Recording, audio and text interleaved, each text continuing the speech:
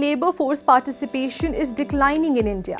From 26.7% in 2005, it has fallen down to 20.3% in 2021. Also, there is a pretty significant wage gap. On an average, women earn only 65.5% of what their male colleagues earn for doing the same work. Now, if this is what gender equality looks like, then count me out. But we are strong, independent women. Being financially independent is just another tool in our arsenal. Now, coming back to the point, what is financial planning for women?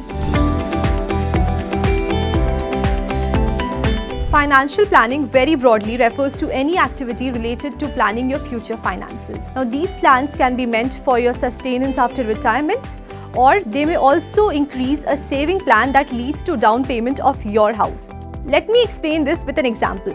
You get your salary at the beginning of every month. Then you pay your rent and all your other dues. After this, you set aside some savings and use the rest of the money for your expenses. Now, this budgeting process too is a part of financial planning. कभी सोचा है कि retirement के बाद क्या करना है? That, guys, is where financial planning comes in. Through financial planning, you can save strategically. Now, with such a broad concept, it's often difficult to begin because you simply don't know where to start. You can use these tips to set on the right track. Number 1. Be involved in your finances. Consider this to be the cornerstone of successful financial planning. You have to be involved. Don't worry, you don't have to do the entire thing. But it's always a good idea to sit down with a friend or a professional to chalk out your plan. Use their expertise to find out the easiest way of doing things. But only you can make the best financial plan for yourself. You alone will understand what your priorities are, and you alone can set yourself on the right track. Number 2. Set goals. It is always easier when you're working towards something.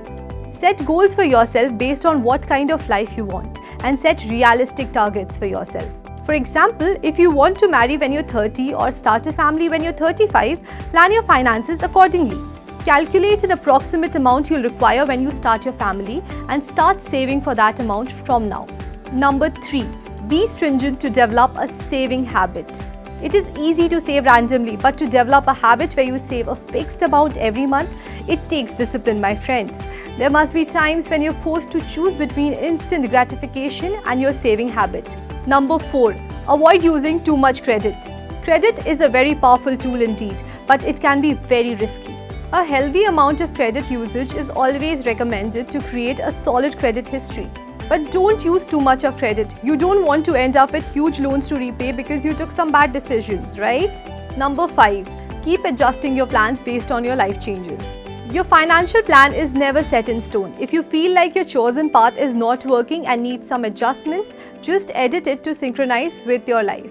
You don't have to stick to something even if it feels like it's not meant for you. If you like this video, do let us know in the comments down below, and do subscribe to Her Zindagi on YouTube.